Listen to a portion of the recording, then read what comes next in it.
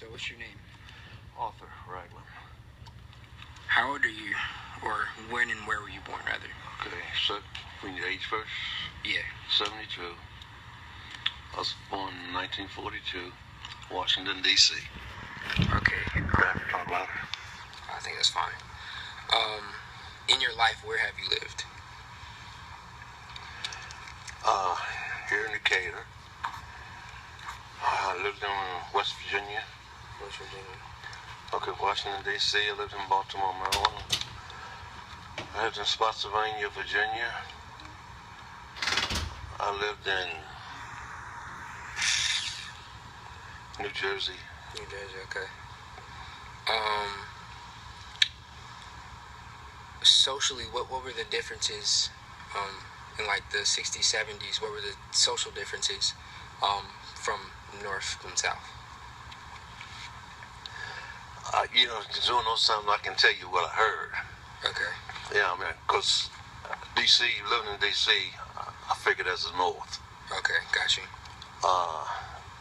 I don't remember any discrimination, but, we always heard about the, colored and white fountains in the South. You couldn't ride the front of the bus until you got to Richmond. If you went further south than Richmond, you had to get on the back of the bus. Oh, wow.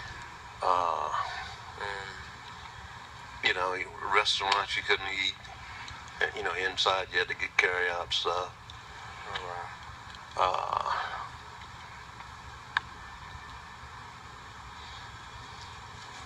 Those are the big things I can think of right now. Those are big things. Any military experience? Yeah, I was in the Army. In the Army, what was that like? The Army for me was fun. I went in the Army. It was already integrated when I went in. The big transition that the Army was going through when I went in, the Army used to wear brown boots, and they were transitioning over to black boots. That was the big transition. That was the big transition. That was it. Yeah, because they gave you brown boots and you had to don black. Okay. I was, before Vietnam. Okay. So I wasn't in doing any kind of wartime. It was all my service was peacetime. Okay. You play the war games, which were, mainly since you wasn't really going to war, it was strictly fun. Gotcha. Do you remember any... Oh! Alright. I was in the Army. You want to know an experience? Yeah. I was in the Army when James Meredith integrated University of Mississippi. Oh, wow. Okay, so I went down there, and my group went down there to protect him. And one thing that happened, the natives in Mississippi didn't like seeing, we were colored then, didn't like seeing so many colored people in positions of authority. Well, and not even authority, driving trucks. Right. They didn't like us being so visible. So they,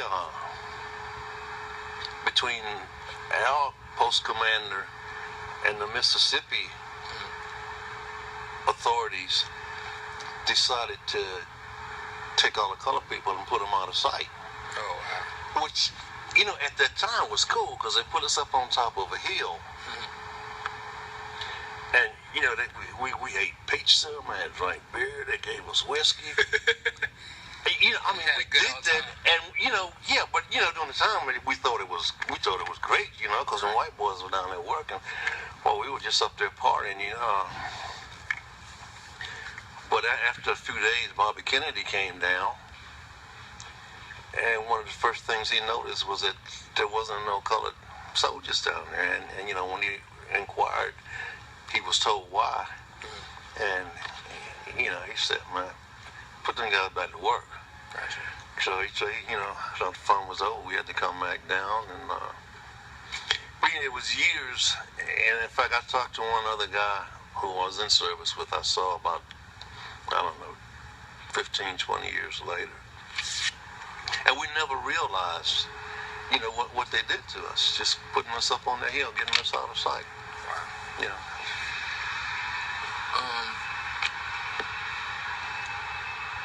what do you remember? I know you said you weren't in the war, but what do you remember about the Vietnam War as far as like social dynamics shifting, anything? What the main things that I relate to the Vietnam War was, and I'm thinking that's when the media really started getting close to the front lines of the war, because that's when we quit fighting wars. You know, I mean, it's a case of we went, but if they didn't shoot you, you couldn't shoot them. You know, because there was all this big, you know, you're killing civilians, or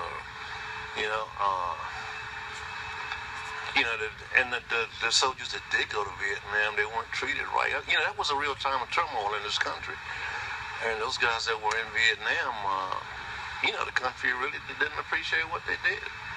You know, when they came back, they didn't have no parades. You know, nobody talked about it. They're doing it now, but, you know, in the 70s and 80s, you know, nobody talked about what they'd done. I mean, we talked about how many of them got killed.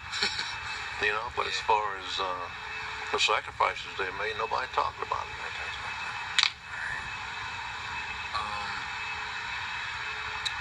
Let's talk about Dr. King or Dr. Martin Luther King. Anything about that?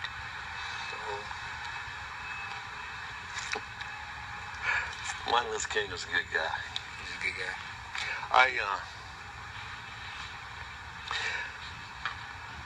I think Martin Luther King got credited for a lot of stuff, but I think it was a combination of Martin Luther King and a bunch of other people that helped us get even to where we are today.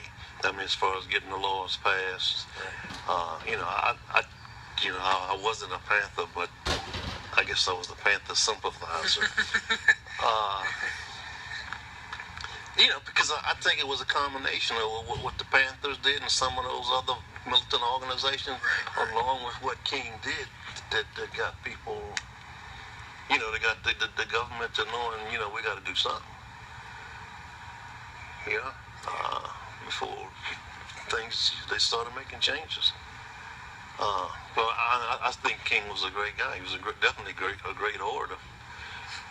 Yeah. Yeah, I mean, and his nonviolent stance, I guess it was good. But I don't think it would have worked by itself. I don't think it was. All right, well, thank you so much for your time, sir. Is that all?